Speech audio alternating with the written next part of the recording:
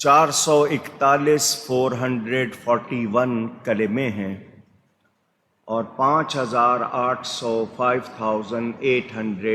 حروف ہیں۔ 4 آیتیں اس سورت کی مدنی ہیں، باقی یہ سورت ہجرت کے راستے میں نازل ہوئی، اس کا بھی بیان ہے، اور مکی ہے یہ سورت۔ اللہ تعالی نے قرآن کریم کا جو معجزہ نبی کریم صلی اللہ علیہ وسلم کو عطا فرمایا، یہ کوئی انسان کا کلام نہیں ہے۔ وہ لوگ جن کے سامنے قرآن نازل ہوا ان کو اپنی زبان دانی پر، زبان والے ہیں ہم، فصیح، بہت صاف عمدہ بولتے ہیں، ان کے سامنے ان کی زبان بھی عربی تھی، مگر انہوں نے بھی سن کر یہ مان لیا کہ یہ انسان کا کلام نہیں ہے۔ قرآن نے چیلنج کیا کہ اگر تم اس کو کسی انسان کا کلام سمجھتے ہو تو تمہیں بھی تو عربی آتی ہے، اپنے آپ کو بہت اہل زبان کہتے ہو، اپنے سامنے دوسروں کو گونگا کہتے ہو، اجمی کہ ہمارے سامنے کوئی بول نہیں سکتا، تو اگر تم سمجھتے ہو کہ یہ انسان کا کلام ہے تو تم اس جیسا کلام بنا لاؤ، پورا نہیں، تھوڑا بنا لاؤ، ایک سورت بنا لاؤ، 10 آیتیں بنا لاؤ، چھوٹی سی سورت ہے سورۃ الکوثر، وہ بنا لاؤ۔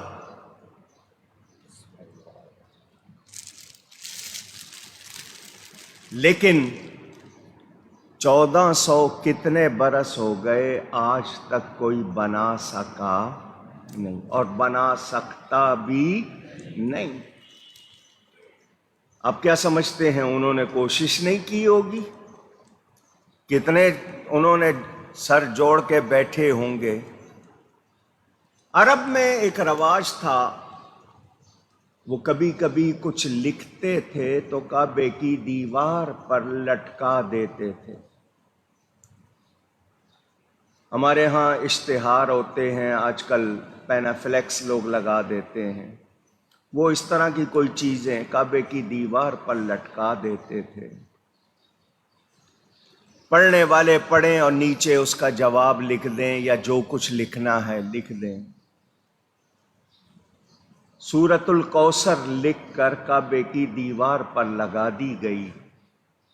انا اعطیناک الکوثر فصل لربک وانحر ان شانئک هو الابتر۔ 3 آیتیں پڑھنے والوں نے آ کے پڑھنا شروع کی، ان میں جو سب سے زیادہ ماہر تھا، جن کو وہ استاد یا پتہ نہیں اپنا گرو تسلیم کرتے تھے زبان کے حوالے سے، اس کو بھی پڑھایا کہ دیکھو، اس نے پڑھا، وہ ان کے ہاں سب سے زیادہ زبان کا ماہر سمجھا جاتا تھا۔ اس نے جب آ کر پڑھا تو نیچے اس نے کیا لکھا؟ آیتیں کیا ہیں؟ انا اعطیناک الکوثر فصل لربک وانحر ان شانئک هو الابتر۔ پڑھنے کے بعد اس نے نیچے لکھ دیا ھذا لیس کلام البشر، یہ کسی انسان کا کلام نہیں ہے۔ انہوں نے بھی اس کو تسلیم کیا۔ تو میں بتانا یہ چاہ رہا ہوں یہ اللہ تعالی کا کلام ہے، ہمیں عطا ہوا ہے، ہمیں اس کی بہت زیادہ قدر کرنی چاہیے، پڑھنا چاہیے، سمجھنا چاہیے، سمجھ کر عمل کرنا چاہیے۔ قرآن کریم میں تین طرح کی آیتیں ہیں.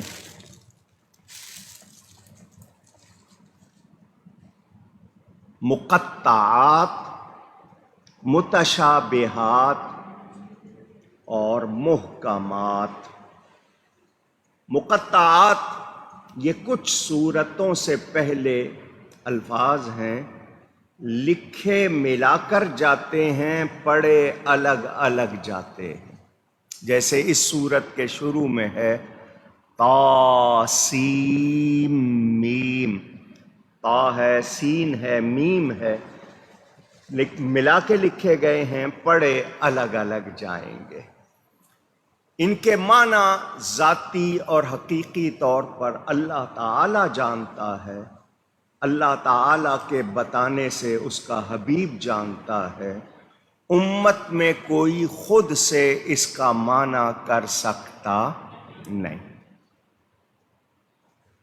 متشابہات وہ آیتیں ہیں، کئی جگہ قرآن میں ہیں، جن کا ظاہری معنی اور اصلی معنی یہ اللہ تعالی کی عطا سے نبی پاک جانتے ہیں. ہمیں محکمات پر عمل کرنا ہے. وہ واضح آیات ہیں جو ہم پڑھتے ہیں اور سمجھ کر بیان کرتے ہیں. اللہ تعالیٰ ارشاد فرماتا ہے طا سین میم تلک آیات الکتاب المبین. یہ آیتیں ہیں روشن کتاب کی. قرآن کریم کو اللہ تعالی کیا فرما رہا ہے؟ روشن کتاب. خیال رہے کہ لوح محفوظ کو بھی کتاب مبین فرمایا گیا.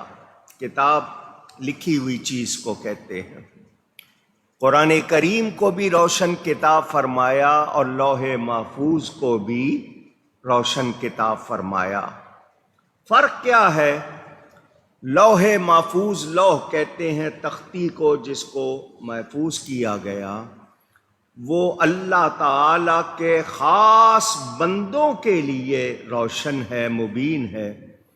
اور قرآن کریم ہر مومن کے لیے روشن ہے، مبین ہے. اللہ تعالی جس کا سینہ جتنا چاہے کھول دے اتنا ہی اس کو قرآن کی سمجھ آتی ہے. بہت سے لوگوں کے لیے فرمایا کہ وہ پڑھیں گے قرآن مگر ان کے حلق سے نیچے نہیں اترے گا. کیوں؟ کہ ان کے اندر ایمان کی روشنی اس طرح نہیں ہے جیسے ہونی چاہیے. وہ پڑھیں گے تو قرآن مگر اس کا اثر ان کے حلق سے نیچے نہیں جائے گا. کس کو زیادہ فائدہ ہوگا؟ جس کے لبوں پر قرآن ہوگا، سینے میں رسول کا فیضان ہوگا. جو مشکات نبوت سے فیض حاصل کریں گے، اس قرآن کو سمجھنے والے، پڑھنے والے بہت. فرمایا یضل بہ کثیرا ویہدی بہ کثیرا. اس سے بہت سے لوگ گمراہ ہوں گے اور بہت سے لوگ ہدایت پائیں گے. قرآن نہیں گمراہ کرتا، وہ غلط ترجمہ کر کے، غلط تفسیر کر کے، من مانی تفسیر کر کے گمراہ ہوں گے. فیض یافتہ کون ہوں گے؟ ہدایت والے کون ہوں گے؟ جو نبی پاک صلی اللہ علیہ وسلم، صحابہ کرام، اہل بیت، اولیاء، علماء جو ترتیب چلی آ رہی ہے اس کے مطابق رہیں گے. اپنی طرف سے ترجمہ اور تفسیر اپنی من مانی نہیں کریں گے. عرب میں قصے، کہانیاں لوگوں کی زبان پر ہوتی تھی. آپ لوگ اب اس نئی ٹیکنالوجی میں ٹیلی فون پکڑ لیتے ہیں، فیس بک یا دوسری ایپس کھول کے سرچ کرتے ہیں، دیکھتے ہیں مختلف ورژن کوئی کسی کا بیان کیا ہوا، کوئی کسی کا بیان کیا ہوا سامنے آتا ہے۔ پہلے لوگ جمع ہوتے تھے، کوئی سناتا تھا، سنتے تھے، پنچایت بھی اس کو کہتے تھے، لوگ مل بیٹھنا بھی کہتے تھے۔ آپ کے ہاں پرانی طلسم ہوش ربا، داستان الف لیلہ، ہزار راتوں کی داستان بیٹھے کہانیاں سناتے تھے بنائی ہوئی۔ عرب والوں میں بھی پرانے قصے مشہور تھے، موسیٰ علیہ السلام کے، فرعون کے، ہر ایک کی زبان پر، لیکن یہ کہ کوئی کچھ کہتا تھا، کوئی کچھ کہتا تھا۔ بنی اسرائیل نے اس کو خلط ملط کر دیا، یعنی بہت سی باتیں بیچ میں مکس کر دی تھی۔ اللہ تعالیٰ نے قرآن کریم میں کچھ قصے مختلف طریقوں سے بیان فرمائے کہ حضور صلی اللہ علیہ وسلم کی یہ نبوت کی دلیل ہو کہ تاریخ دانوں کے پاس بیٹھے بغیر، ان سے سنے بغیر آپ صحیح اور سچے قصے بیان کرتے ہیں۔ ان کو بھی پتہ لگ جائے کہ تم نے جو باتیں بیچ میں غلط ڈال دی ہیں وہ کیا کیا ہیں، وہ بھی ان کو معلوم ہو جائے۔ اور سچے نبی کا کلام چونکہ وحی سے ہوتا ہے، اللہ کے نبی کے ہونٹوں پر جھوٹ آتا، اونچی کہیے نہیں۔ بڑا مشہور واقعہ ہے، حضرت عبداللہ بن عمر بن عاص نام ہے صحابی کا، یہ بھی صحابی ہیں، ان کے والد بھی صحابی، ان کو لکھنا آتا تھا۔ نبی کریم صلی اللہ علیہ وسلم کے پاس بیٹھنے لگے، جو آپ ارشاد فرماتے تھے یہ لکھ لیتے تھے۔ کسی نے ان کو کہا تم ہر بات کیوں لکھتے ہو؟ نبی کبھی غضب میں ہوتے ہیں، کبھی مہربانی کے اس میں، کبھی جلال ہے، کبھی جمال ہے، حکم جو فرمائے وہ لکھا جائے، ہر بات کیوں لکھتے ہو؟ یہ لکھنے سے رک گئے۔ حضور صلی اللہ علیہ وسلم کے پاس آئے اور لکھ نہیں رہے تھے، فرمایا تم لکھتے تھے، کیا ہوا، لکھنا کیوں چھوڑ دیا؟ انہوں نے بتایا کہ لوگوں نے اس طرح کہا۔ تو حضور نے یہ نہیں فرمایا کہ ٹھیک مشورہ دیا ہے تمہیں لوگوں نے، صرف حکم لکھا کرو، نہیں، فرمایا لکھ لیا کرو کیونکہ میرے منہ سے حق کے سوا کچھ نکلتا ہی نہیں ہے۔ اللہ یا رب، قرآن کی گواہی، وما ینطق عن الہویٰ ان ہوا الا وحی یوحیٰ، میرا یہ حبیب اپنی خواہش سے نہیں بولتا، اس کے ہونٹ کب ہلتے ہیں جب ہماری وحی ہوتی ہے۔ اور وہ عرب والے جن کو اپنی زبان دانی پہ بہت ناز تھا، اپنے آپ کو جانے کیا کچھ سمجھتے تھے، وہ سن کر ان کو بھی ماننا پڑتا تھا کہ ہم ان کے سامنے کچھ بھی نہیں ہے، ہماری زبان دانی، ہمارا علم، ہماری کوئی حیثیت نہیں ہے۔ اللہ نے جو شان اپنے حبیب کو عطا فرمائی وہ بے مثل ہے، بے مثال ہے۔ اعلیٰ حضرت فاضل بریلوی کا شعر پہلے بھی آپ کو سنایا تھا، فرماتے ہیں تیرے آگے یوں ہیں دبے لچے فصحا عرب کے بڑے بڑے، فصیح کی جمع فصحا، بہت صاف ستھرا عمدہ بولنے والے۔ حضور آپ کے سامنے دبے لچے بڑے بڑے، جو عرب کے بڑے بڑے وہ بھی آپ کے سامنے یوں ہیں جیسے دبے لچے۔ تیرے آگے یوں ہیں دبے لچے فصحا عرب کے بڑے بڑے، کوئی جان منہ میں زبان نہیں بلکہ جسم میں جان نہیں۔ یوں لگتا ہے ان کے جسم میں جان ہی نہیں لگتا ہے زبان تو رہی نا ایک طرف، منہ میں زبان نہیں لگتا، جسم میں جان ہی نہیں ہے، آپ کے سامنے بول سکتے نہیں۔ اللہ تعالیٰ نے وہ معجزہ عطا فرمایا۔ تو نبی کریم صلی اللہ علیہ وسلم اللہ کی عطا سے تمام پچھلی باتوں سے بھی خبردار، یعنی اللہ نے ان کو باخبر بنایا، وہ بے خبر نہیں۔ حضور اکرم صلی اللہ علیہ وآلہ وسلم کو اللہ تعالی فرماتا ہے الم تر الی الذی حاج، قرآن کے الفاظ الم تارا، یہ استفہام انکاری، محبوب کیا آپ نے نہیں دیکھا؟ میں آپ سے کہوں کہ آپ سن نہیں رہے، کیا مطلب آپ سن رہے ہیں؟ الم تارا، محبوب کیا آپ نے نہیں دیکھا؟ الم تارا کیف فعل ربک باصحاب الفیل، محبوب کیا آپ نے نہیں دیکھا اللہ نے ہاتھی والوں کے ساتھ کیا کیا؟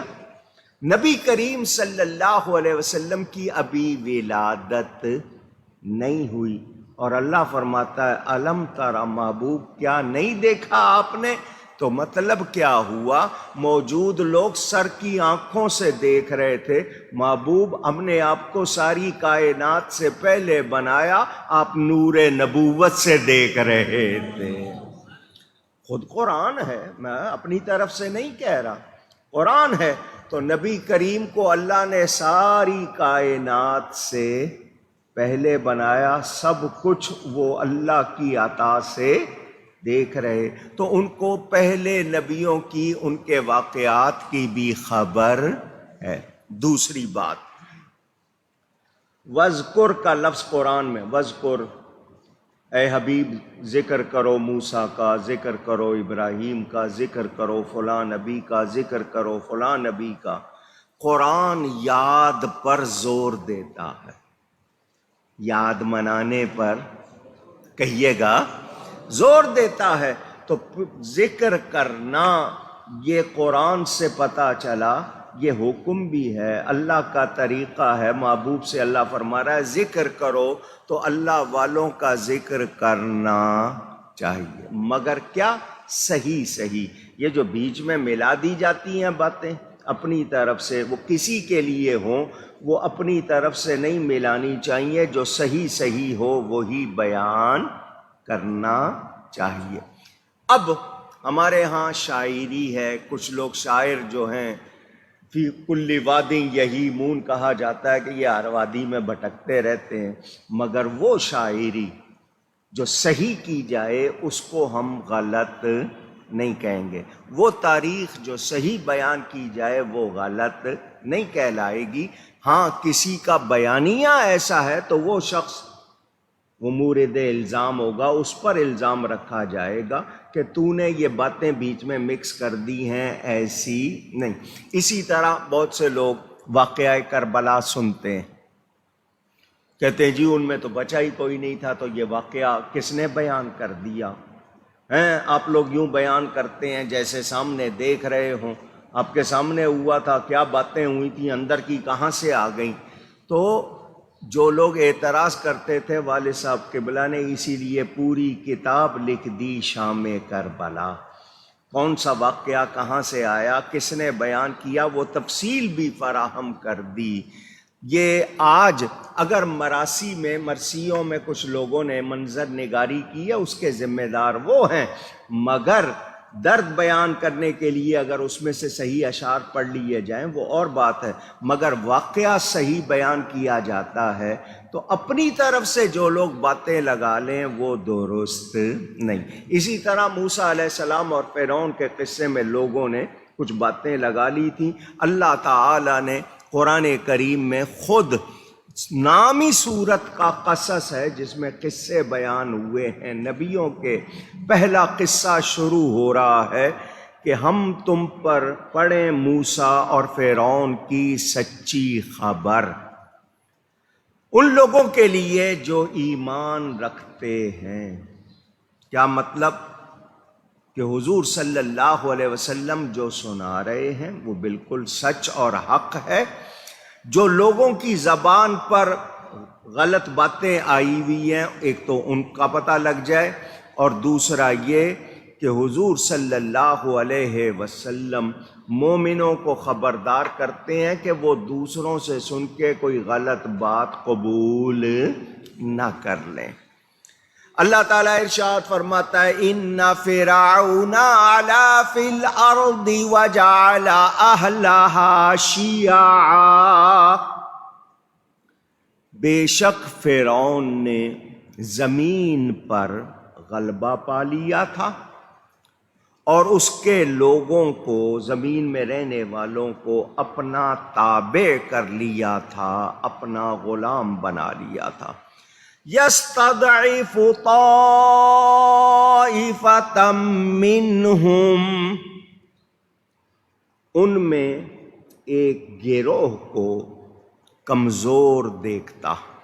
جتنے زمین میں اس وقت رہ رہے تھے بنی اسرائیل، یہ لفظ آپ بھی کہیے گا، بنی کہتے ہیں اولاد کو. اسرائیل یعقوب علیہ السلام کا نام ہے عبرانی زبان میں، ان کی اولاد کو بنی اسرائیل کہتے ہیں.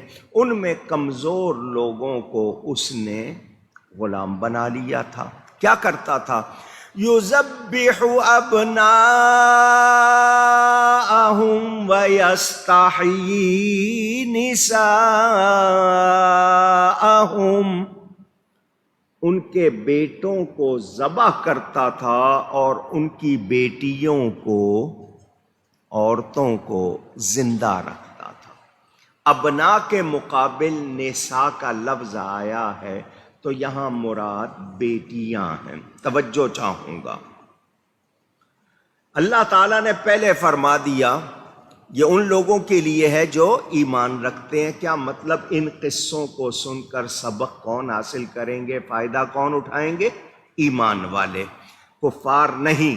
یہ بھی معلوم ہوا کہ سچے تاریخی واقعات سننا سنانا یہ غلط نہیں. کچھ لوگ کہتے ہیں تمہارے جلسوں میں تو قصے کہانیاں، تو وہ قصے کہانیاں سچ ہوں تو ان کا سننا سنانا غلط نہیں ہے. قرآن میں بیان ہوئے تو کیا قرآن کو قصے کہانیوں کی کتاب کہیں گے؟ یہ تو جنہوں نے اعتراض کرنا ہے انہوں نے ماننا نہیں ہے، وہ اپنی ہٹ درمی پہ رہیں گے. ہم قرآن کے مطابق بات کریں گے. توجہ چاہتا ہوں،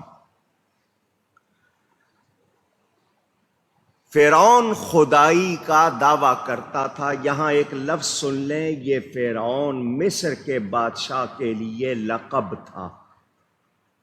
رعونت سے بنا ہے، اپنے آپ میں جیسے کسی کو آپ کے ہاں کہتے ہیں نا پھنے خاں سمجھتا ہے، 30 مار خاں سمجھتا ہے، تو رعونت اس کے اندر. خود وہ اس کا نام فرعون نہیں تھا، یہ فراعنہ مصر کے بادشاہوں کے لیے لقب تھا فرعون. اس زمانے میں جو فرعون تھا وہ خدائی کے دعوے کرتا تھا، لوگوں کو کہتا تھا مجھے سجدہ کرو، میری عبادت کرو، اور لوگوں پر ظلم کرتا تھا. اس نے رکھے ہوئے تھے نجومی، نجم سے لفظ بنا ہے نجومی، ستاروں کی چال، ستاروں کا حال، اپنی طرف سے پیش گوئیاں کرنا، اس طرح کی باتیں خدائی کے دعوے ہیں اور نجومی رکھے ہوئے. خدا کہلا کر بھی نجومیوں کی ضرورت پڑ رہی ہے کہ مجھے خبر دو کیا ہوگا، کیا ہونے والا ہے.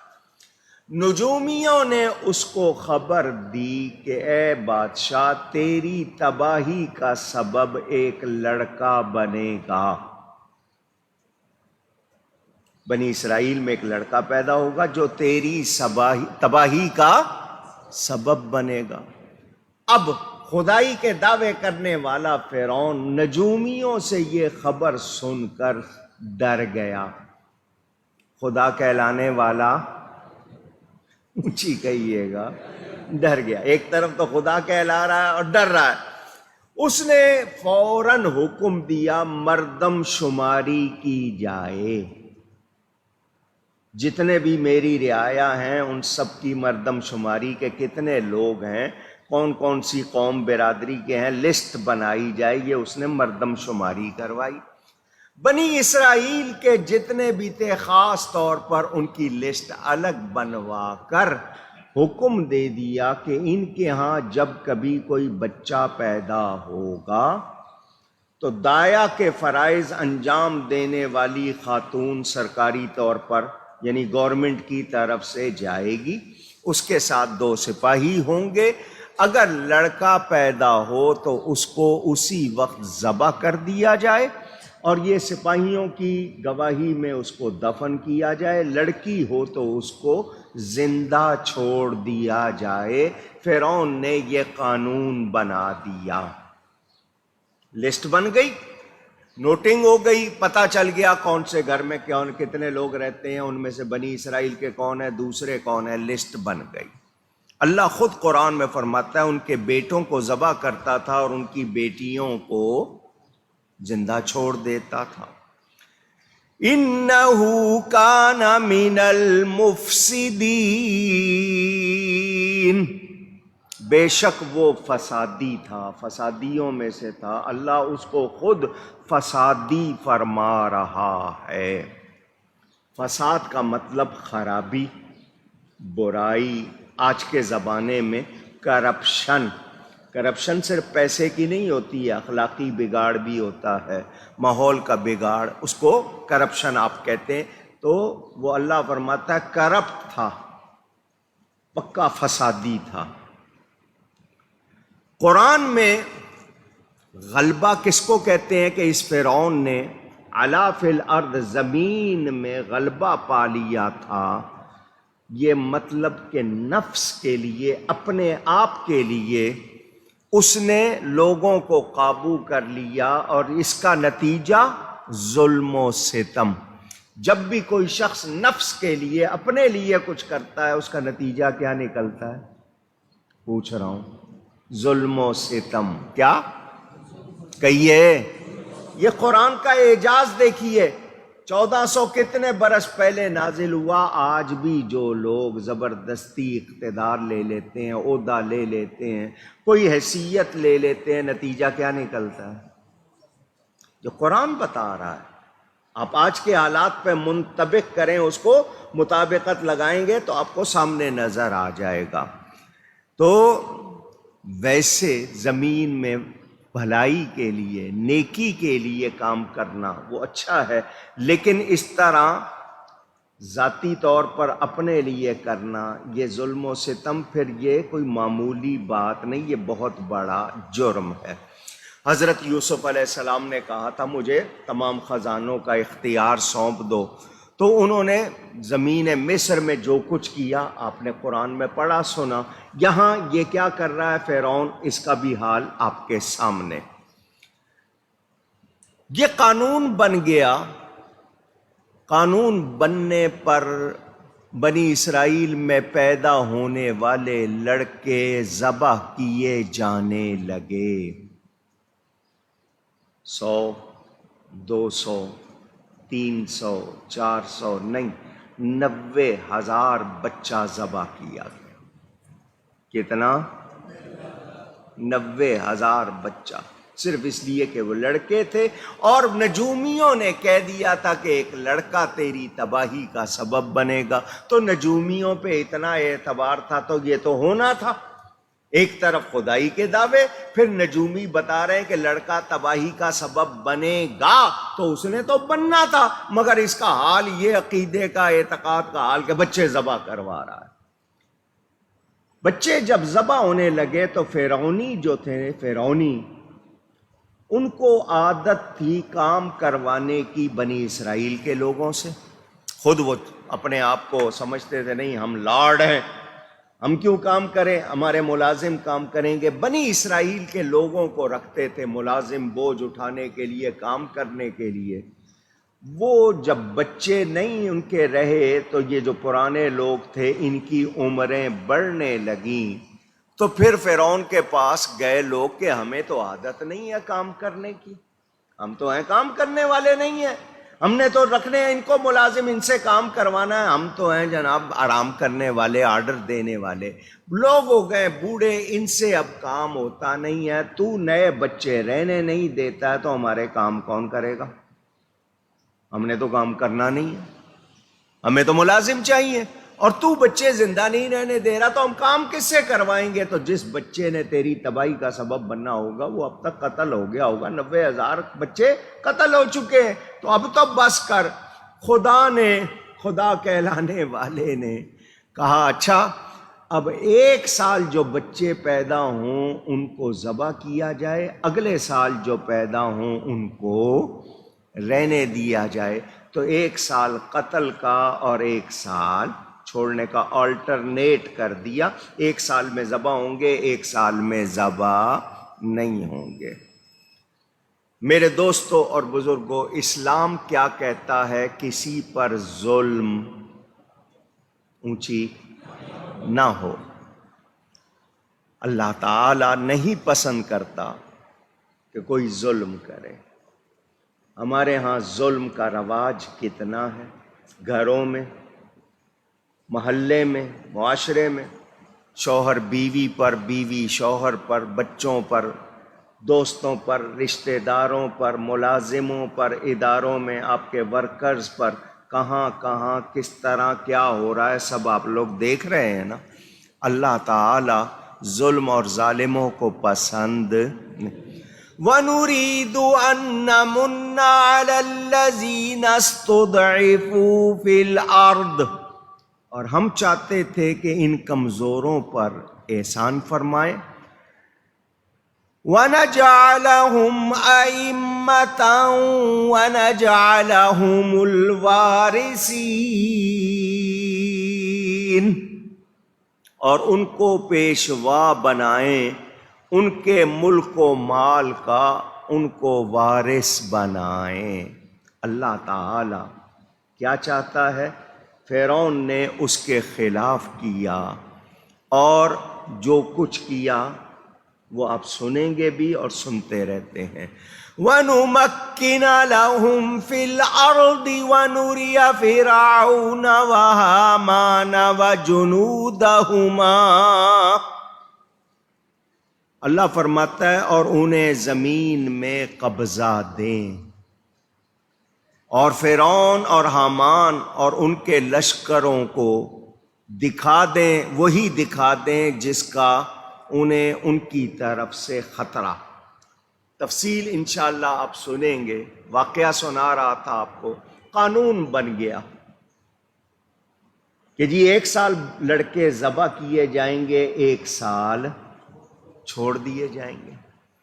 جس سال بچوں کو زندہ چھوڑنا تھا حضرت ہارون پیدا ہوئے علیہ السلام، اور جس سال بچوں کو ذبح کرنا تھا اس سال موسیٰ علیہ السلام پیدا ہوئے۔ وہ بے نیاز ہے، جو چاہتا ہے کرتا ہے، ہم اس کی باتوں کو اپنے طور پر سمجھ سکتے نہیں۔ فرعون کی طرف سے لسٹ بنی ہوئی تھی، اطلاع تھی کہ اس گھر میں پیدائش ہونے والی ہے۔ عورتیں اس طرح کی نہیں تھیں جس طرح آج ہیں، سب کچھ دکھانا پھرنا، کوئی اب شرم حیا نہیں، باتیں چھپانی نہیں۔ اس زمانے میں پردہ دار حضرت موسیٰ علیہ السلام کی والدہ، اکثر لوگ ان کا نام پوچھتے ہیں، ان کا نام تھا یوحانز۔ یوحانز، کچھ لوگ شاید کوئی تعویذ لکھتے ہیں اس میں ان کا نام لکھتے ہیں، اس لیے بتا۔ اللہ والی تھی، نبیوں کی مائیں ساری ماشاءاللہ زندہ باد۔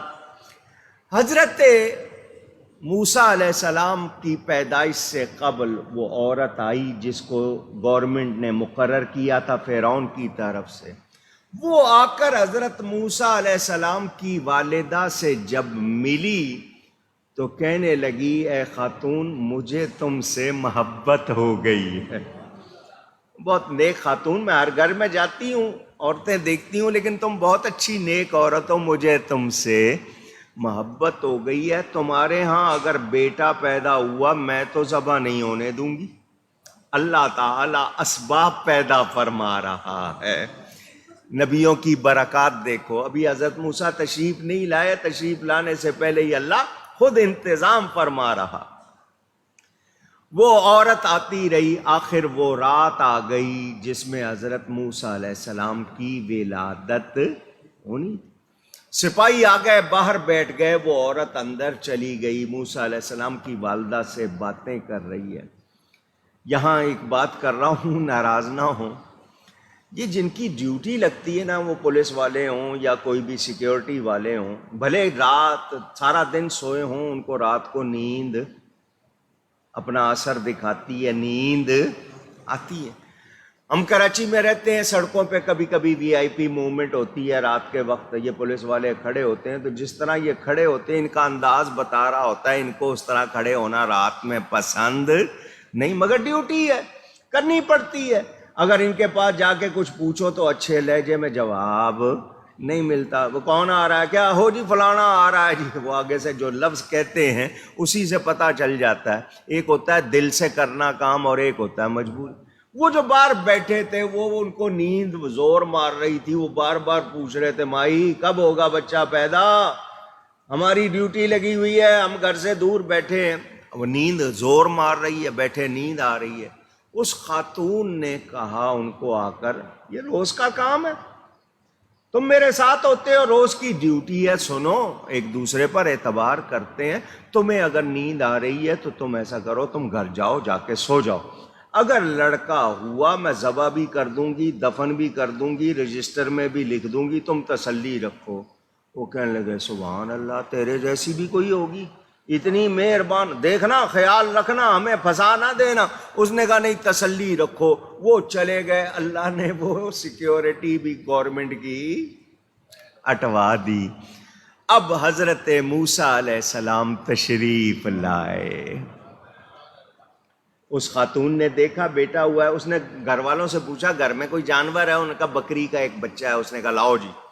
وہ بکری کا بچہ لیا، اس نے اس کو ذبح کیا، کھال اتاری اور طریقے سے جناب اس کا وہ جو کچھ کرنا تھا صفائی کر کے، اس نے وہ کنالی جو ہوتی ہے بڑا مٹی کا برتن اس میں رکھ کے اس کو بند کیا اور دفنانے کا انتظام کر دیا. رجسٹر میں لکھ دیا کہ لڑکا ہوا تھا اور دفن کر دیا گیا. موسیٰ علیہ السلام اپنی والدہ کی گود میں خیریت سے محفوظ. اللہ جسے رکھے اسے کون چکے. حضرت موسیٰ علیہ السلام اپنی والدہ کے پاس ہیں. ادھر نجومیوں نے فرعون کو خبر دی جس لڑکے نے تیری تباہی کا سبب بننا ہے وہ پیدا ہو چکا ہے اور زندہ تیرے اسی شہر میں موجود ہے. زندہ ہے اور موجود ہے. خدا کہلا رہا ہے مگر خبر کہاں سے مل رہی ہے؟ نجومیوں سے. اس نے فوراً کہا کہ یہ تلاش کرو کتنے عرصے میں جہاں جہاں بچے پیدا ہوئے ہیں سب کے گھروں کی تلاشی لو. اچانک چھاپا، ریڈ کہتے ہیں نا آپ انگلش میں، چھاپے ڈالے گئے. اس گھر میں جا رہے ہیں، ایک ایک سامان. حضرت موسیٰ علیہ السلام کے گھر میں بھی آ گئی پولیس، چھاپا ڈال دیا.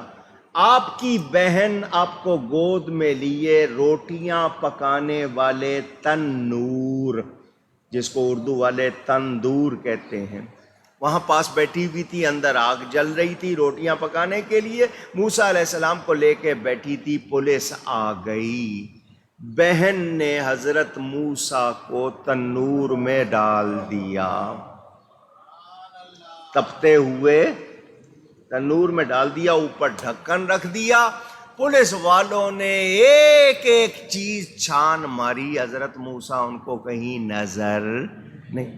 انہوں نے لکھ دیا جی ہم نے پوری طرح تلاشی لی ہے اور یہاں بچہ نہیں ملا، کوئی ثبوت نہیں ملا. تنور میں انہوں نے جھانکا ہی نہیں، ان کا دماغ بھی نہیں گیا وہاں تک کہ تپتے ہوئے تنور میں بھی ہو سکتا ہے. جب پولیس چلی گئی، ماں دوڑی ہوئی اپنی بیٹی کے پاس آئی. دونوں نے ایک دوسرے کو آنکھوں میں دیکھا. ماں نے کہا بیٹا تیری گود میں تیرا بھائی تھا. بیٹی نے کہا اماں میں نے اسے تنور میں ڈال دیا۔ ماں کا کلیجہ منہ کو آ گیا، ارے پولیس والے پکڑتے، کیا کرتے کیا نہ کرتے، تو نے کیسے گوارا کر لیا اپنے بھائی کو آگ میں ڈال دیا؟ اس نے کہا اماں مجھے نہیں پتا، مجھے تو یوں لگا جیسے کسی طاقت نے مجھ سے چھین کر ڈال دیا، میرا اس میں کوئی زور نہیں۔ ڈھکن اٹھایا تو موسیٰ علیہ السلام آگ سے کھیل رہے تھے۔ آگ نے موسیٰ علیہ السلام پر کوئی اثر نہیں دکھایا۔ نبی کی شان دیکھو۔ ماں نے فوراً سینے سے لگایا، چوما۔ اللہ تعالی قرآن میں ارشاد فرماتا ہے وَأَوْحَيْنَا إِلَىٰ أُمِّ مُوسَىٰ أَنْ أَرْضِعِيهِ۔ اللہ فرماتا ہے اور ہم نے موسیٰ کی ماں کے دل میں بات ڈالی۔ وحی کا لفظ آیا اوحینا، الہام۔ غیر نبی کو جب کیا جائے تو اس کا مطلب ہوتا ہے ان کے دل میں بات ڈالنا، ان کے دل میں بات۔ اللہ فرماتا ہم نے موسیٰ کی ماں کو الہام فرمایا، کیا؟ کہ اسے دودھ پلاتی رہو، ان ارضعی، اس کو دودھ پلاتی رہو۔ ماں کے دل میں خوف بیٹھ گیا تھا، آج چھاپا پڑا ہے، اللہ نے بچا لیا، کل پھر چھاپا پڑ سکتا ہے، کیا ہوگا؟ اللہ نے وہی فرمائی، الہام فرمایا کہ اس کو دودھ پلاتی رہو۔ فَإِذَا خِفْتِ عَلَيْهِ فَأَلْقِيهِ فِي الْيَمِّ۔ پھر جب تجھے اس بات کا ڈر ہو، اندیشہ ہو، خوف ہو کہ تو اس کی حفاظت میں اسی طرح ڈرتی رہے گی، تجھے اس کا ڈر لگا رہے گا کہ کہیں پھر چھاپا نہ پڑ جائے، تو پھر اسے پانی میں ڈال دینا۔ کہاں ڈال دینا؟ موسیٰ کے ایک معنی پانی سے نکلا ہوا، ایک معنی۔ حضرت موسیٰ علیہ السلام کی ماں نے صندوق تیار کیا لکڑی کا، اس کے اندر اس زمانے کے حساب سے کوئی ایسی چیز لگائی کہ اندر پانی کا اثر نہ آئے۔ موسیٰ علیہ السلام کو اس میں لٹا دیا، ڈھکن بند کر دیا۔ ماں بیٹی رات کے وقت جا کر وہ بکس، وہ صندوق پانی میں ڈال آئی۔ اللہ کیا فرماتا ہے؟ فَإِذَا خِفْتِ عَلَيْهِ فَأَلْقِيهِ فِي الْيَمِّ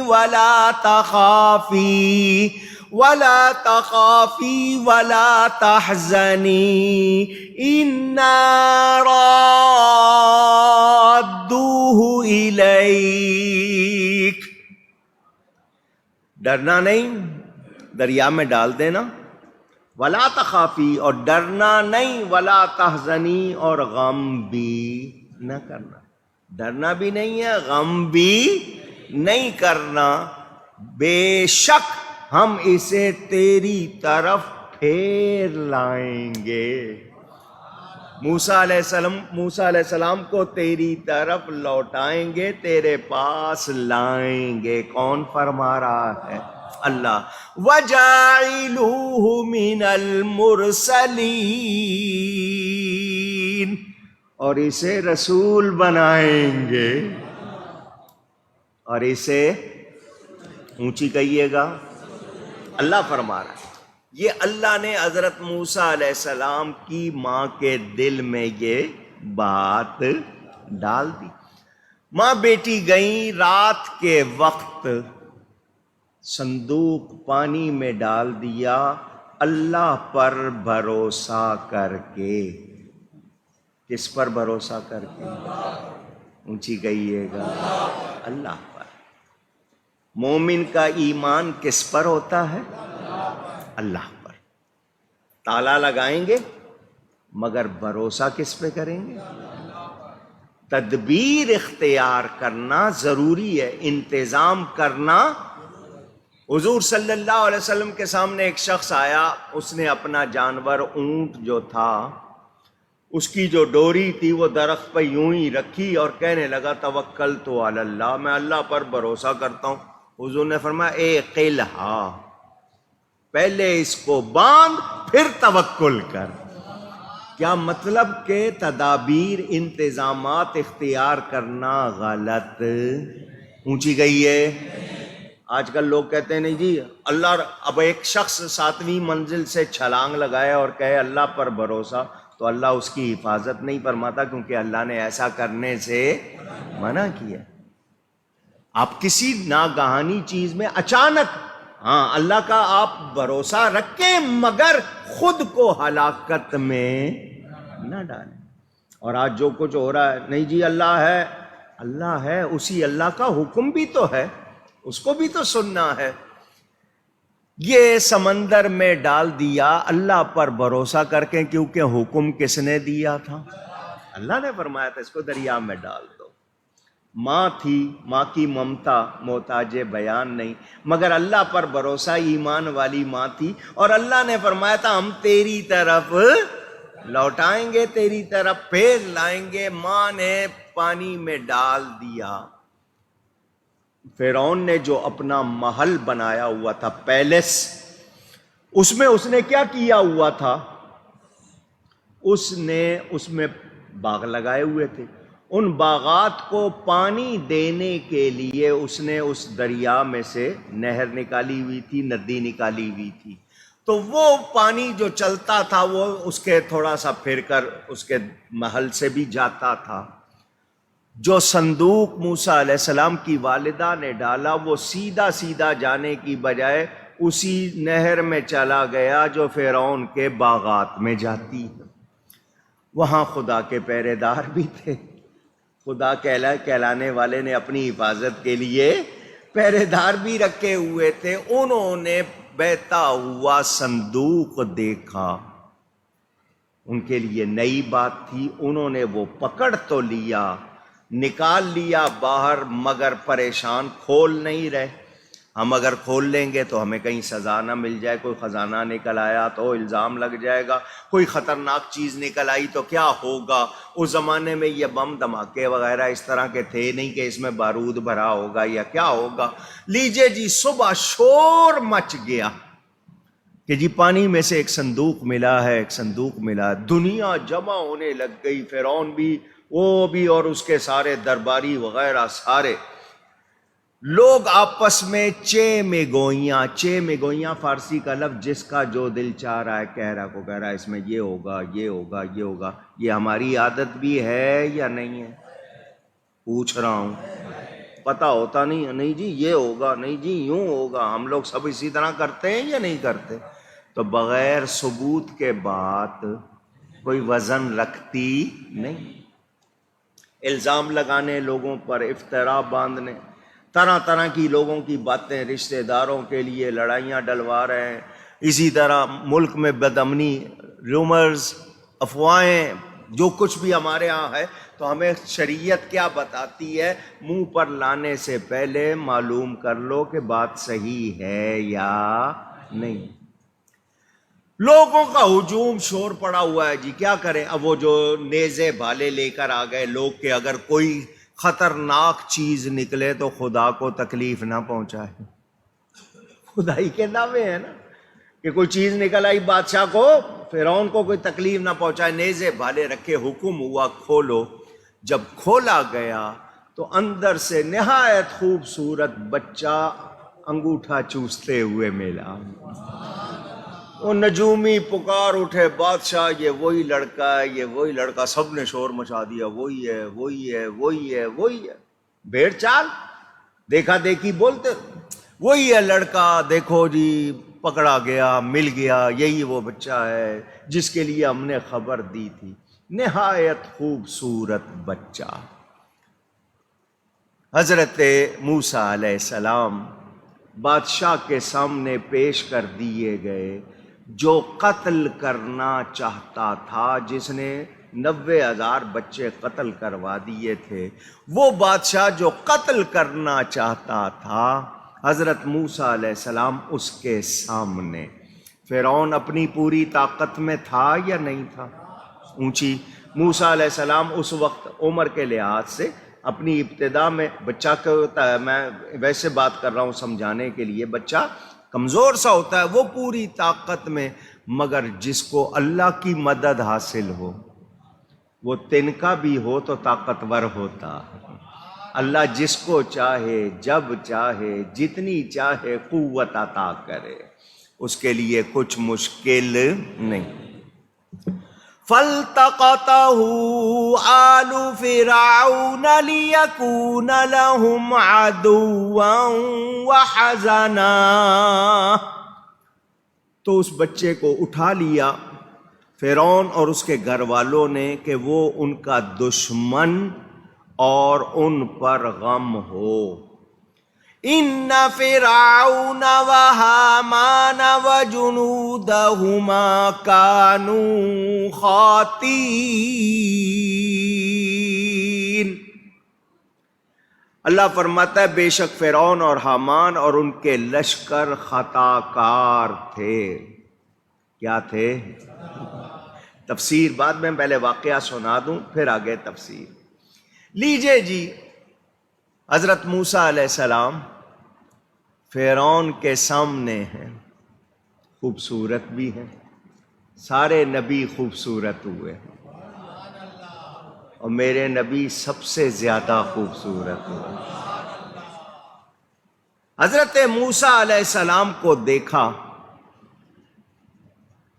فرعون کا دربار لگا ہوا تھا، فرعون کی زوجہ بی بی کا نام ہے حضرت آسیہ۔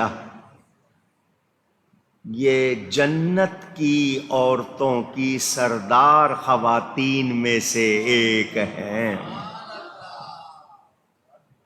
خدا کی قدرت ہے، خدا کی قدرت۔ اہلیہ لوط نبی ہو کافرہ، اور زوجہ فرعون ہو وے طاہرہ۔ ابھی آپ نے پچھلے جمعوں میں سنا لوط علیہ السلام کی بیوی کافروں کا ساتھ دیتی تھی۔ لوط علیہ السلام نبی ہے، گھر میں جو عورت ہے وہ درست عقیدے کے لحاظ سے۔ یہاں فرعون خدائی کے دعوے کر رہا ہے اور گھر میں بیوی ہے جنت کی عورتوں کی۔ آپ کے ذہن میں جو سوال آیا ہے وہ اس کا جواب دے دوں کہ اس کی بیوی ہو کر جنت کی عورتوں کی سردار کیسے؟ تو سنیں، حضرت آسیہ دنیا سے کنواری گئی ہے، دنیا سے۔ آپ پھر پریشان ہو جائیں گے، فرعون کی بیوی اور کنواری، تو فرعون میں وہ صلاحیت، سمجھ گئے اشارے میں بات کی ہے، وہ اس لائق نہیں تھا۔ دعوے خدائی کے ہیں، اوپن ورڈز میں میڈیکلی انفٹ تھا، نامرد تھا، تو حضرت آسیہ پاک صاف گئی ہیں اور جنت میں ہمارے نبی پاک کی بیوی بن کے رہیں گی۔ حضرت آسیہ نے دیکھا، ادھر قوم نے شور مچا دیا کہ اس لڑکے کو فوراً ذبح کیا جائے، سارے کہنے میں ذبح کیا جائے، ذبح کیا جائے۔ کسی کا کچھ دیا تو نہیں رہا نا، اپنی بات جا رہی ہوتی تو پھر کوئی کچھ بولتا، سب نے کہا ذبح کر دیا جائے۔ یار کچھ سوچو، کچھ سمجھو، رائے دینے میں اتنی جلدی کر رہے ہو، کچھ سوچ سمجھ کے بولو۔ وَقَالَتِ امْرَأَتُ فِرْعَوْنَ قُرَّةُ عَيْنٍ لِّي وَلَكَ۔ سبحان اللہ۔ نجومیوں نے بھی کہا بادشاہ یہ وہی لڑکا ہے، دوسروں نے بھی کہا کیا کیا جائے، قتل کر دیں۔ فیصلہ ہو رہا ہے کہ قتل کر دیا جائے۔ حضرت آسیہ نے فرعون کی بیوی نے کہا یہ بچہ میری اور تیری آنکھوں کی ٹھنڈک ہے۔ اس کو ٹوکا دے کے کہ تیرے ہاں تو اولاد ہونی نہیں، تو اس لائق نہیں، اتنا خوبصورت بچہ ملا ہے، اتنا پیارا، تو قتل نہیں کرنا۔ قتل یہ میری تیری آنکھوں کی ٹھنڈک ہے۔ لا تقتلوہ، اس کو قتل نہ کرو۔ عسیٰ ان ینفعنا او نتخذہ ولدا وہم لا یشعرون،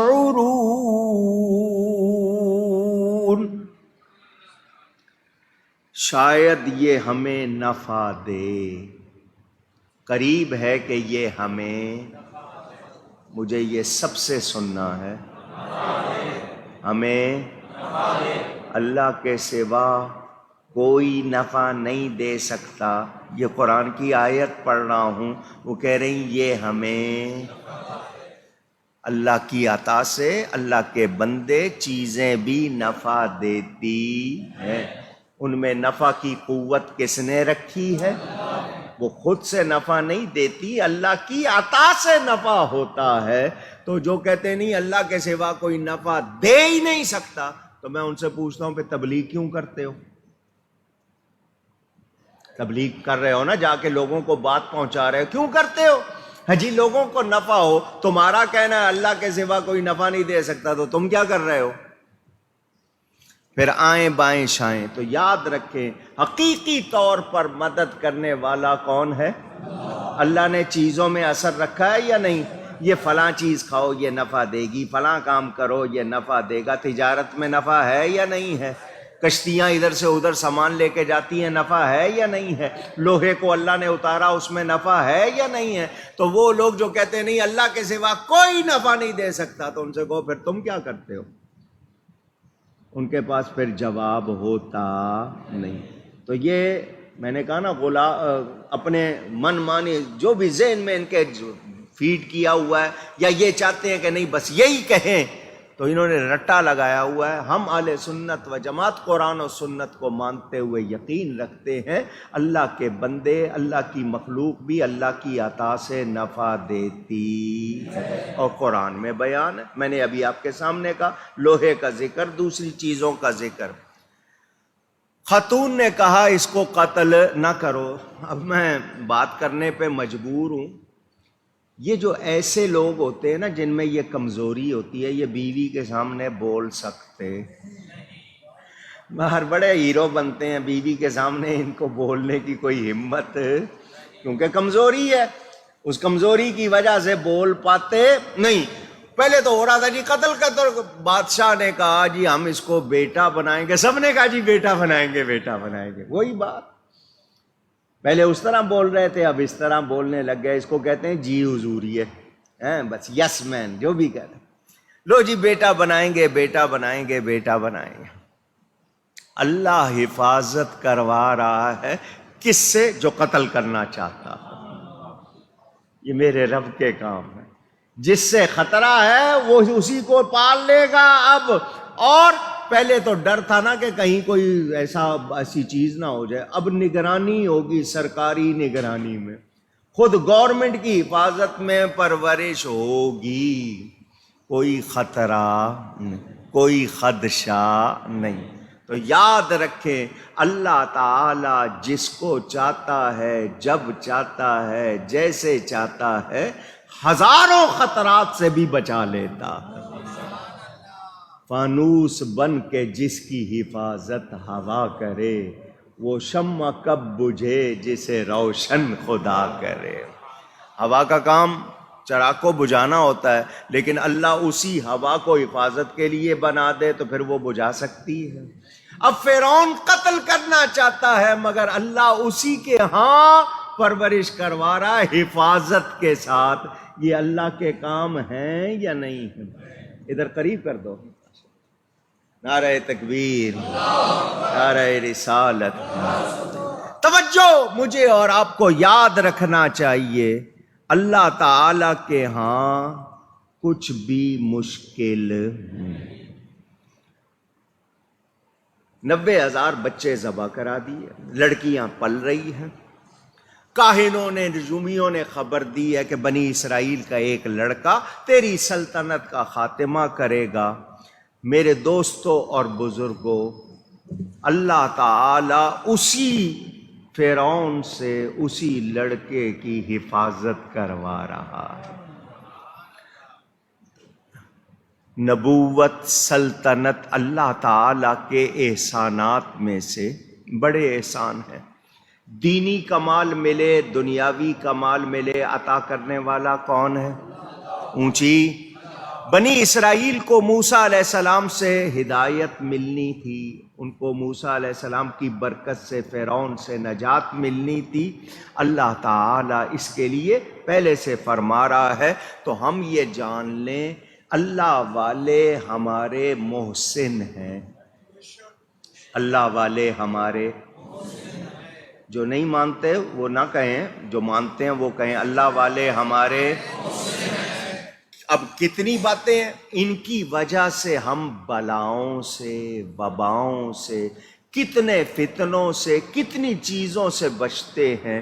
یہ دشمنوں کو جواب بھی دیتے ہیں، اور ان کی برکت سے آپ تفصیل سنتے رہتے ہیں کتنی خیر ہوتی ہے۔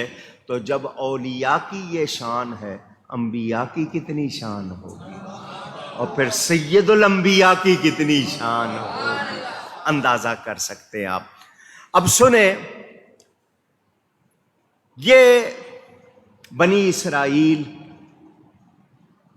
اور ادھر فرعونی، دونوں قبطی اور سبتی، دونوں قبطیوں میں فرعونی جو تھے وہ قبطی، اور موسیٰ علیہ السلام کے ساتھ جو بنی اسرائیل وہ سبتی اور قبطیوں میں نسبی خاندانی رشتہ نہیں تھا، بلکہ لغوی طور پر وراثت کا ذکر ہوا ہے کہ ان کو زمین کا وارث یاد رکھیں۔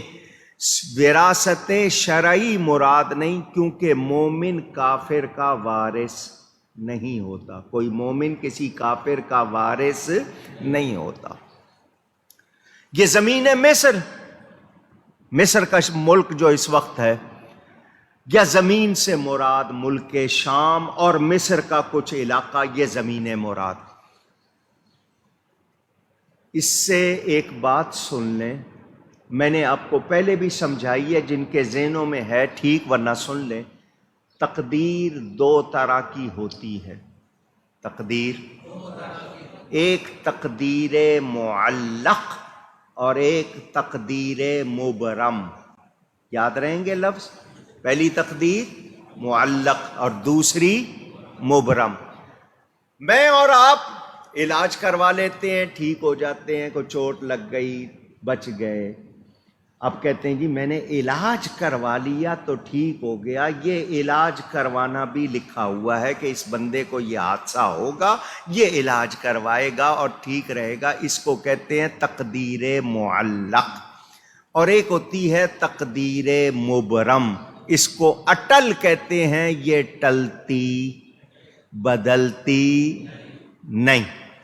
اللہ چاہے وہ اس کی رضا، مگر جو قانون پڑھایا جاتا ہے اس میں کہ یہ تقدیر بدلتی نہیں۔ ہزار تدبیر کر لو اس سے وہ تقدیر نہیں ٹلے گی، کیوں کہ جیسا لکھا ہے اللہ نے ویسا ہونا ہے، ویسا ہونا۔ اچھا ہمارے منہ سے نکلتا ہے جی ایسا ہی لکھا تھا، تو ایسا لکھا تھا تو کیا آپ نے لکھا ہوا پڑھ کر کیا تھا؟ پوچھ رہا ہوں، آپ نے پہلے تقدیر پڑھی تھی؟ آپ نے کیا اپنے ارادے سے، اپنے اختیار سے، تو اللہ نے جتنا ارادہ و اختیار آپ کو دیا ہے اس کے مطابق آپ کرتے ہیں، اسی پر جزا سزا ہے، کیونکہ اس ارادے کو استعمال کرنے کے لیے ہدایت ہے، قرآن بھی ہے، حدیث بھی ہے، نبی آئے، ولی آئے، علماء بتاتے ہیں، تو آپ کرتے ہیں اپنے ارادہ و اختیار سے، اسی پہ جزا اور سزا ہے، آپ تقدیر پڑھ کر کرتے نہیں۔ لیکن تقدیر مبرم یہ ٹلتی نہیں۔ اب نجومی بتا رہے ہیں خدا کہلانے والے کو، فرعون دعویٰ کر رہا ہے خدائی کا، نجومی بتا رہے ایک لڑکا ہوگا تیری سلطنت کو برباد کرے گا۔ اب نجومیوں پر اگر یقین ہے تو پھر ایسا تو ہونا ہے، اگر یقین ہے تو پھر اس کے لیے تدبیر کرنے کی کیا ضرورت کہ میں نہ تباہ ہوں، بچہ نہ ہو۔ اب 90,000 بچہ قتل کر دیا، نجومی بتا رہے ہیں ایسا ہونا ہے تو ایسا تو ہونا ہے، وہ چیز ٹل سکتی نہیں۔ تو اب فرعون نے 90,000 بچہ قتل کر دیا، پھر قانون بدلا 1 سال قتل کرو 1 سال زندہ رہنے دو۔ اس کے باوجود کیا ہو رہا ہے کہ اللہ تعالی زندہ رہنے والے سال میں ہارون علیہ السلام کو پیدا کر رہا ہے، قتل کیے جانے والے سال میں موسیٰ علیہ السلام کو پیدا کر رہا ہے، اور اللہ تعالی اپنی عطا سے وہ انتظام کروا رہا ہے کہ جس نے قتل کرنا ہے وہی پالے، اسی کی حفاظت میں پلیں تاکہ کوئی ڈر نہ ہو۔ میرے دوستوں اور بزرگوں، چند دن تک ماں نے چھاپا پڑنے کے بعد بہت ہی ڈر سے اپنے پاس رکھا، پڑوسی بھی بے خبر رہے۔ پھر اللہ تعالی نے فرشتے کے ذریعے یا ان کے دل میں بات ڈال دی، انہوں نے صندوق تیار کیا، وہ پانی میں ڈال دیا گیا۔ موسیٰ علیہ السلام کی والدہ اللہ والی تھی، نیک عورت تھی، اور ان کو اللہ پر یقین تھا۔ اللہ نے فرمایا تھا ڈرنا بھی نہیں ہے، غم بھی نہیں کرنا، ہم موسیٰ کو تمہاری طرف لوٹائیں۔ اب میں یہاں پر تھوڑی سی بات کروں گا، باقی تفصیل انشاءاللہ آئندہ۔ اب جب طے ہو گیا، حضرت آسیہ نے کہہ دیا اس کو قتل نہ کرو، تو فرعون نے کہہ دیا بیٹا بنائیں گے۔ اب بیٹا بنانے کا جب ذکر ہوا تو اب یہ ہے کہ اس بچے کی پرورش کے لیے کوئی عورت چاہیے، مرضعہ عربی میں کہتے ہیں، اردو میں دودھ پلانے والی، آپ کے ہاں دائی کا لفظ کہا جاتا ہے۔ وہ جب کہا کہ جی اب ہمارے بچے کو دودھ کون پلائے گا، تو جتنی وہ جو خاص تھی نا فرعون کے دربار کی خاص عورتیں، سب نے اپنے آپ کو پیش کیا کہ جی بچے کو دودھ پلائیں گے تو فرعون کے ہاں ہمیں بہت زیادہ قدر و منزلت مل جائے گی، کوئی پرمٹ مل جائیں گے، کوئی پتہ نہیں اور مراعات مل جائیں گی، کیا کچھ مل جائے گا، انعام مل جائے گا، سب آئیں آگے۔ اب یہ بیان تو چلے گا آگے جا کر، مگر میں یہاں پر یہ آیت آگے جا کے آئے گی، اس وقت آپ کو صرف سنا رہا ہوں۔ وہ سب کی سب تیار ہو کے آ گئی، خوب موسیٰ علیہ السلام اللہ کے نبی ان کے سامنے پیش کیے جا رہے ہیں۔ وہ عورتیں دودھ پلانے کی کوشش کرتی ہیں، موسیٰ علیہ السلام پیتے وہ بڑھا کیا ہو گیا تجھے، وہ پیتے نہیں۔ صرف میں نے آپ کو واقعہ سنا رہا ہوں، تفسیر بعد میں۔ بڑی کوشش کی موسیٰ علیہ السلام کسی خاتون کا دودھ، اب فرعون کو فکر پڑ گئی کہ ہم نے اس بچے کو اپنا بنا لیا بیٹا، تو اب اس کو دودھ کون پلائے گا؟ یہاں پر کوئی عورت ایسی نہیں جس کا دودھ، نہیں میرے بچے کو تنگ نہیں کرو، ہٹ جاؤ۔ دوسری آئی، تیسری، چوتھی۔ موسیٰ علیہ السلام کی بہن اس مجمع میں موجود، اس کو بھی خبر مل گئی تھی کہ صندوق پکڑا گیا، وہ بھی ہجوم میں موجود۔ جب اس نے دیکھا نا کوئی عورت دودھ نہیں پلا رہی، کامیاب نہیں ہو رہی، اس نے کہا بادشاہ میں ایک بات کہوں، مجھے ایک عورت کا پتہ ہے اور مجھے یقین ہے کہ یہ اس کا دودھ پی لے گا۔ اشارہ تھا موسیٰ علیہ السلام کی والدہ کی طرف۔ بہن نے اتنی بات کی، فرعون نے کہا تو انتظار کس بات کا کر رہی ہے، دیکھ نہیں رہی ہمارے بچے کو بھوک لگی ہے، جا اس عورت کو لے کے آ۔ موسیٰ علیہ السلام کی بہن دوڑی دوڑی ماں کے پاس آئی، اماں چل تجھے تیرا بیٹا دلاؤں۔ صندوق پکڑا گیا ہے، فرعون کے پاس پہنچ گیا ہے، اماں چل تجھے تیرا، اونچی گئی ہے بہن، کیا کہہ رہی ہے موسیٰ علیہ السلام کی بہن اپنی ماں کو کیا کہہ رہی ہے؟ تجھے تیرا، اونچی گئی ہے۔ آپ سوچتے ہوں گے ماں تھی، ماں کی ممتا، فوراً تڑپی ہوگی، وہ چادر اوڑھ کے فوراً چلی گئی ہوں گی۔ اب میں نے یہ بات آپ کو سنانی ہے ایمان کے حوالے سے، ذرا دھیان سے سنیے گا۔ موسیٰ علیہ السلام کی ماں نے کہا مجھے کہیں جانے کی ضرورت نہیں ہے، مجھے کہیں جانے کی ضرورت۔ اماں تیرا بیٹا؟ ہاں میرا بیٹا۔ اماں کیوں نہیں جا رہی؟ اماں نے کہا میرے رب نے وعدہ کیا میں موسیٰ کو تیری طرف لوٹاؤں گا، اللہ موسیٰ کو میرے پاس لائے گا، مجھے جانے کی ضرورت۔ یہ ہے ایمان، یہ ہے یقین۔ اللہ نے رزق کا وعدہ کیا ہے یا نہیں؟ اونچی۔ اس کے باوجود آپ کے یقین کا حال کیا ہے؟ پوچھ رہا ہوں۔ ہمیں جنت خود اپنی محنت سے تیار کرنی ہے، اس کے لیے محنت نہیں، رزق کا وعدہ ہے، اس کے لیے ہم لگے ہوئے۔ سوچیں ہمارا حال کیا ہے؟ ہمارا اللہ پر یقین نہیں رہا۔ اب جی فلاں ملک مدد کرے گا تو کامیاب ہوں گے، وہ شرک کے فتوے لگانے والے ایسے موقعوں پر کیوں خاموش ہوتے ہیں کہ جی فلاں ملک مدد کرے گا تو کامیاب؟ یہ کیوں نہیں کہتے کہ اللہ مدد کرے گا تو کامیاب ہوں گے؟ سنو مسلمانوں، تم سے تمہارے ایمان اور اس کی غیرت کو ختم کرنے کی سازشیں ہو رہی ہیں۔ کسی طرح ان مسلمانوں سے حیا کو نکالیں، کیونکہ حیا ہمارا زیور ہے، اور جیسا کہ بخاری شریف میں ہے کہ جب حیا اٹھ جائے پھر بندہ جو مرضی کرے۔ اذا لم تستحی فاصنع ما شئت، جب تم میں حیا نہیں رہی تو اب جو چاہے کرو۔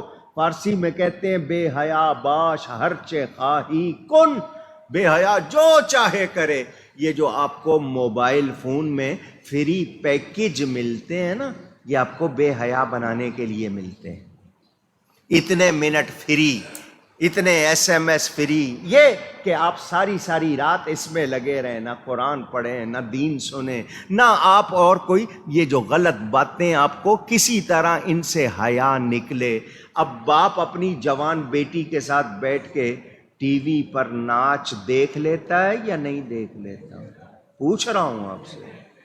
ہماری خواتین میں شرم و حیا کا وہ حال رہ گیا جو پہلے تھا؟ پوچھ رہا ہوں آپ سے۔ لیکن ہم نہیں جی، زمانہ ترقی کر گیا، مولوی تو بیکورڈ ہیں، پیچھے لے جانا چاہتے ہیں، رجت پسند ہے، یہ پتھر کے زمانے میں لے جا رہے ہیں، تو آپ کو گورنمنٹ کسی اگلے زمانے میں لے جا رہی ہے۔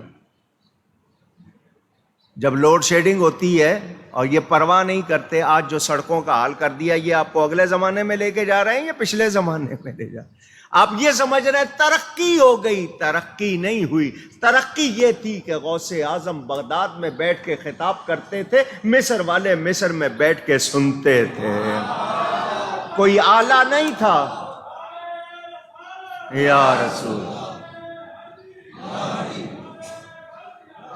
یہ ٹیکنالوجی کے کوئی آلات نہیں تھے، روحانیت تھی۔ حضرت عمر ممبر پہ کھڑے ہو کے سینکڑوں میل کے فاصلے پہ حضرت ساریہ کو دیکھ بھی رہے ہیں، ہدایات بھی دے رہے ہیں۔ آج تو آپ ان آلات کے محتاج، اور یہ آلات کس وقت دھوکہ دے جائیں نہیں پتا۔ تو ترقی ان کی تھی، ہم تو تنزل کا شکار ہیں، ہم تو پستی کا شکار ہیں۔ کاش ہمیں روحانیت مل جائے، یہاں بیٹھے بیٹھے مدینہ دیکھا کرو گے۔ ہم لوگوں نے اپنے آپ کو غلط لقموں سے، حرام کمائی سے، ناجائز غذاؤں سے اپنے آپ کو تباہ کیا اور کیے جا رہے ہیں، اور آپ کو وہی چیزیں دیے جا رہے ہیں لوگ۔ آپ سے حیا نکل جائے، حیا نکل جائے۔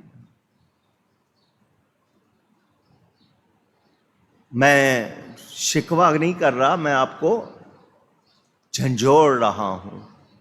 اس کو شکوہ نہ سمجھو، بلکہ میری طرف سے ہتھوڑا سمجھ لو۔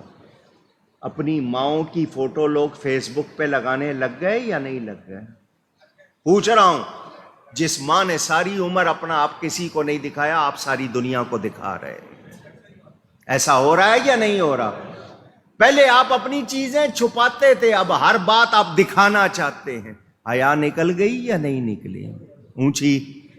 مسجد میں آتے ہوئے ٹوپی پہننے کا رواج نہیں، لباس جانوروں کی تصویر سینے پہ لگی ہوئی، ٹی شرٹ پہنے ہوئے عورتوں نے جس قسم کا لباس، دوپٹہ بھی غائب، اب دوپٹے کا بوجھ ان سے اٹھتا نہیں۔ باہر کے ملکوں میں عورتیں لڑ رہی ہیں کہ حجاب کی اجازت دو، یہاں لڑ رہی ہیں کہ حجاب اتارنے دو۔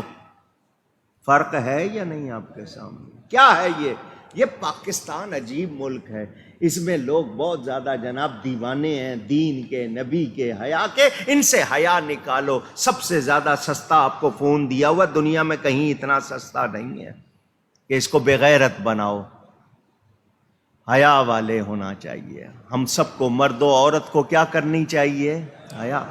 موسیٰ علیہ السلام کی ماں حیا والی، ایمان والی، یقین والی، میں نہیں جاؤں گی، اللہ میرے پاس لوٹ آئے گا۔ وہ واپس آ کے کہنے لگی بادشاہ وہ عورت پردہ نشین ہے، وہ عورت پردہ نشین ہے، وہ کہتی میں آؤں گی نہیں، میرے پاس لے آؤ تو خدمت کر دوں گی۔ بادشاہ یہ نہیں کہتا ہم بیچتے ہیں، کیسی پردہ نشین، اٹھا کے لاؤ، نہیں۔ جب اپنا مسئلہ آیا انہوں نے کہا ہم جائیں گے اس کے پاس۔ حفاظت ہو رہی ہے یا نہیں ہو رہی؟ وہ جس نے قتل کرنا تھا اللہ اسی کو کہہ رہا تو نگران بن، تو حفاظت کر۔ اللہ تعالی پر یقین ہونا چاہیے۔ میرے دوستوں اور بزرگوں، ہم سب اگر توجہ دیں، غور کریں تو ہمارے سامنے یہ باتیں ہیں۔ اگر توجہ دیں، نہیں دیں گے تو پھر ہم پر کوئی اور دوسرا اس کو بتانے والا بھی نہیں ہوگا۔ قدر کرو کہ آج کانوں میں آواز پڑ رہی ہے، اگر یہ آوازیں بھی بند ہو گئیں تو کہاں سے سنو گے؟ اس وقت کو غنیمت جانو اور اللہ کی بارگاہ میں جھک جاؤ۔ اس دنیا نے کسی سے بھی وفا نہیں، یاد رکھیں۔ اللہ تعالی مجھے اور آپ کو توفیق دے کہ ہم قرآن پڑھیں، سمجھیں، اس پر عمل کریں۔ وآخر دعوانا ان الحمد للہ رب العالمین۔ دو باتیں، تفسیر کا بیان یہاں روکا، اب دو باتیں کرنی ہیں، اس کے بعد پھر آپ سے۔ مہینہ شروع ہوا ہے شعبان المعظم کا۔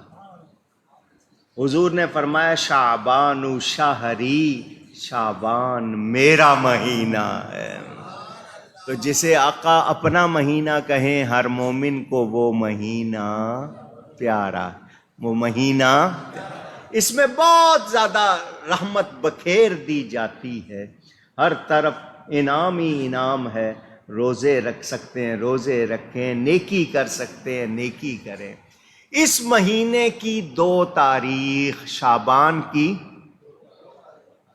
آواز اگر نہیں شوق تو نہیں بتاتا، کون سی تاریخ؟ آیت درود و سلام، ان اللہ و ملائکتہ یصلون علی، یہ آیت اس مہینے کی 2 تاریخ کو نازل ہوئی ہے۔ یہ درود و سلام کی آیت کے نزول کا مہینہ۔ صلی علی نبینا صلی علی محمد صلی اللہ علیہ وسلم۔ یہ مہینہ نواسہ رسول، سردار نوجوانان جنت، سبط رسول، ریحان رسول، دل بند مرتضیٰ، نور دیدہ فاطمہ، حضرت سیدنا امام حسین رضی اللہ تعالی عنہ کی ولادت کا مہینہ۔ 3 تاریخ، کچھ کہتے ہیں 4 تاریخ، بہرحال اسی مہینے میں ان کی ولادت ہوئی۔ اسی مہینے میں ہمارے امام اعظم، سراج الامہ، کاشف الغمہ، حضرت سیدنا نعمان بن ثابت کوفی المعروف امام اعظم ابو حنیفہ رضی اللہ تعالیٰ عنہ کی شہادت ہوئی۔ وہ میرے امام، سارے اماموں کے، یہ ائمہ شریعت کی بات کر رہا ہوں، امام اعظم۔ امام شافعی کہتے ہیں کلہم فی الفقہ عیال ابی حنیفہ، جتنے بھی ہیں سارے فقہ میں حضرت امام ابو حنیفہ کی عیال ہیں، یعنی سب انہی کے فیضان یافتہ ہیں۔ یہ امام اعظم وہ ہیں، یہ مدینہ منورہ گئے، روضہ رسول پہ جا کر سلام کیا، اے رسولوں کے امام آپ کو سلام ہو۔ قبر رسول سے جواب آیا، اے مسلمانوں کے امام تجھ کو بھی سلام ہو۔ امام المسلمین ہیں۔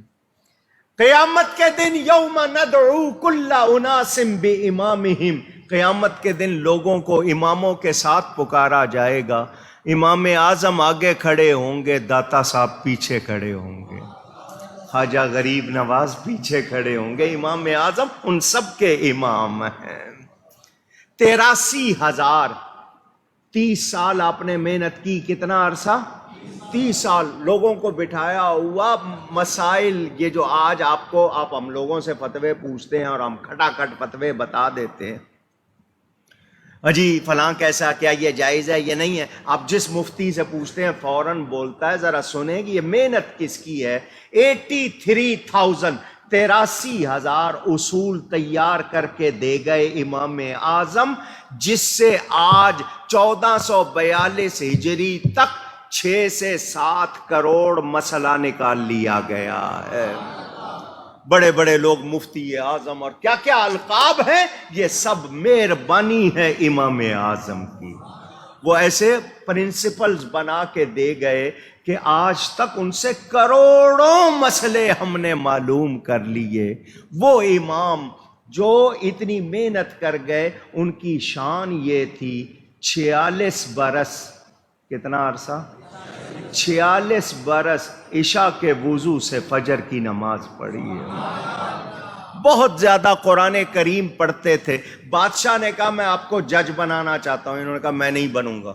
اس نے کہا بننا پڑے گا، نہیں بنوں گا، میں اس لائق نہیں۔ اس نے کہا تم لائق ہو، فرمایا جو جھوٹ بولے وہ تو جج بن ہی نہیں سکتا۔ میں کہہ رہا ہوں میں لائق نہیں، تم کہہ رہے ہو لائق، یا میں جھوٹ بول رہا ہوں یا تم، تو اگر میں جھوٹ بول رہا ہوں تو جھوٹ بولنے والے کو تو جج بنانا ہی نہیں چاہے۔ اس نے سزا کے طور پر آپ کے سر پر پتھر تک مارے، آپ کو قید کر دیا گیا صرف اس لیے کہ عہدہ قبول نہیں کر رہے، جج نہیں بن رہے، سب سے بڑے قاضی چیف جسٹس نہیں بن رہے، اس کے لیے جیل میں ڈال دیا۔ جیل میں 7,000 مرتبہ قرآن پڑھا آپ نے۔ وہ ہمارے امام 2 سال گزارے انہوں نے سیدنا امام محمد باقر اور امام جعفر صادق کے ساتھ۔ امام جعفر صادق کے بھی شاگرد ہیں امام صاحب، امام محمد باقر کے، اور فرماتے ہیں میری زندگی کی کمائی وہی 2 سال ہے جو میں نے فرزند رسول کے ساتھ گزارے۔ 7 صحابہ کی آپ تابعی ہیں، 7 صحابہ سے آپ نے روایت کی ہے۔ مسئلے کیسے بیان کرتے تھے آپ کو میں نے جھلکیاں دکھائی ہوئی ہیں۔ ایک شخص نے قسم اٹھا لی کہ میں ایسی عبادت کروں کہ اس وقت میرے سوا کوئی اور انسان وہ عبادت نہ کر رہا ہو، ورنہ میری بیوی کو طلاق۔ آپ تو کھٹ کھٹ طلاق دیتے ہیں، اس زمانے کے لوگ بڑی مشکل طلاق دیتے تھے۔ اب جا رہے ہیں مفتیوں کے پاس کہ اس نے کہہ دیا کہ ایسی عبادت میں کروں کہ اس وقت دنیا میں کوئی اور انسان نہ کر رہا ہو۔ تو مفتیوں نے کہا ایسا تو کوئی کام ہے نہیں، اس کو طلاق ہو جائے گی، طلاق ہو جائے گی، اس کی قسم جو ہے وہ بھی ہوگی اور یہ حانس کہلائے گا کہ اس کو قسم پوری نہیں ہو سکتی، لہٰذا طلاق ہو جائے گی بیوی کو۔ ایک مفتی سے پوچھ، 2 سے پوچھ، 3 سے پوچھ، سب نے یہی کہا۔ کہنے لگے امام اعظم کے پاس چلو، وہ بتائیں گے۔ امام اعظم کے پاس آئے، فرمایا کوئی بات نہیں، طلاق سے بچ سکتا ہے۔ حضرت کیسے؟ فرمایا خانہ کعبہ خالی کرواؤ، اس میں کوئی اور نہ ہو، یہ اکیلا طواف کرے، اس وقت دنیا میں کوئی اور وہ عبادت نہیں کر رہا ہوگا، اس کی قسم بھی پوری ہو جائے گی، بیوی بھی طلاق سے بچ جائے۔ کیا ذہانت دی۔ ایک عورت سیڑھی چڑھ رہی تھی، شوہر نے کہہ دیا تو اوپر چڑھی تو طلاق، نیچے اتری تو وہ وہیں اٹک گئی۔ لوگ دوڑے گھر والے جا کے مفتیوں کے پاس کہ جی شوہر نے یہ کہہ دیا ہے، ان کا اوپر چڑھے گی تو بھی طلاق ہو جائے گی، نیچے اترے گی تو بھی طلاق ہو جائے گی، اور کوئی طریقہ نہیں۔ امام اعظم کے پاس آئے، فرمایا طلاق سے بچانا ہے؟ جی بچانا ہے۔ فرمایا نہ وہ اترے نہ چڑھے، کوئی سیڑھی اٹھا کے نیچے رکھ دے۔ تو نہ عورت چڑھی نہ اتری طلاق سے اللہ نے اتنی ذہانت دی تھی. آپ چلے گئے حرم شریف میں، لوگوں نے گھیر لیا. آپ وہ امام اعظم ہے نا جو کہتے ہیں کہ امام کے پیچھے سورہ فاتحہ نہیں پڑھنی، آپ ہے نا وہ شور مچ گیا، ایک ادھر سے بول رہا ہے ایک ادھر. امام صاحب نے کہا ایسا کرو، تم اپنے اندر ایک عالم چن لو جس پر تم سب کو اعتماد ہو، وہ اکیلا بات کرے، یہ کان پڑی آواز سنائی نہیں دے رہی، سب بول رہے ہو، ایک بولے تو اس کا بولنا تم سب کا بولنا. کہنے لگے واقعی ٹھیک بات ہے. انہوں نے اپنے میں سے ایک عالم چن لیا اور کہا یہ ہماری طرف سے بات کرے گا. جب چن لیا فرمایا میں بھی تو یہی کہہ رہا ہوں کہ ایک امام اللہ کی بارگاہ میں پیش کرے، پیچھے سارے آمین کہہ دیں. اس طرح مسئلے سمجھاتے تھے آپ. وہ اتنے بڑے امام، اتنی شان والے، اور کیا ان کی زندگی تھی، تجارت کس طرح، تقوی کس طرح. میں نے آپ کو واقعات سنائے ہوئے. ایک شخص کا انتقال ہو گیا، وہ لوگ گئے جنازے کے لیے، امام صاحب بھی وہاں، دھوپ بہت تھی تو ایک شخص کی دیوار کا سایہ بہت زیادہ تھا، لوگ اس میں کھڑے ہو گئے. امام صاحب کو بھی انہوں نے کہا آ جائیں آپ اس سائے میں آ جائیں، دھوپ بہت ہے. امام صاحب دھوپ میں کھڑے رہے. لوگوں نے کہا سائے میں کیوں نہیں آ رہے؟ فرمایا یہ جس کا مکان ہے اس نے مجھ سے قرض لیا ہوا ہے، تو میں اگر اس کی دیوار کے سائے سے فائدہ اٹھاؤں گا یہ سود ہو جائے گا. سن رہے ہیں آپ؟ اتنے بڑے تقوی والے، یہ ان کا بھی مہینہ اللہ ان پر کروڑوں رحمتیں فرمائے. پھر اسی میں 15ویں شب براءت ہے، جو بخشش کی رات ہے، جہنم سے رہائی کی رات ہے. اللہ تعالیٰ اس مہینے کو ہم سب کے لیے مبارک فرمائے. حضرت امام علی اکبر کا مہینہ، حضرت امام قاسم بن حسن کا مہینہ، حضرت سیدہ زینب بنت علی کا مہینہ، حضرت با یزید بستامی کا مہینہ، یہ ان ہستیوں سے اس میں ہیں. اور پھر ہمارے کتنے علماء. اللہ ہم سب کو اس مہینے میں بلا حساب و کتاب جنت میں داخل فرمائے، اور یہ جو کورونا کی وبا ہے اس کو یہاں سے ختم فرمائے. آپ نے دیکھا ہمارے وزیر اہل سنت جناب حاجی محمد حنیف طیب صاحب تشریف لائے ہیں. ان کے آنے کا ایک تو جمعہ پڑھنا ہے مقصد، دوسرا انہوں نے آپ کو ایک پیغام دینا ہے، وہ آپ ان کی زبانی سنیے گا. یہ اپنا درد آپ سے بانٹنے آئے ہیں اور آپ کو بتانے آئے ہیں کہ ہمارے ملک میں جس کو کہتے ہیں کہ اسلام کے نام پر لیا، اور یہ وہ ملک جس کو وزیر اعظم کہلانے والا بھی کہہ رہا ہے ریاست مدینہ بناؤں گا، اس میں ہو کیا رہا؟ اللہ کی توہین، نبی کی توہین، صحابہ کی توہین، ازواج مطہرات کی توہین، انسانیت کی توہین. چند کرائے کے لوگ کیا کچھ کہہ رہے ہیں، جو لبرل آنٹیاں کہلاتی ہیں وہ کیا کچھ کہہ رہی ہیں، میرا جسم میری مرضی.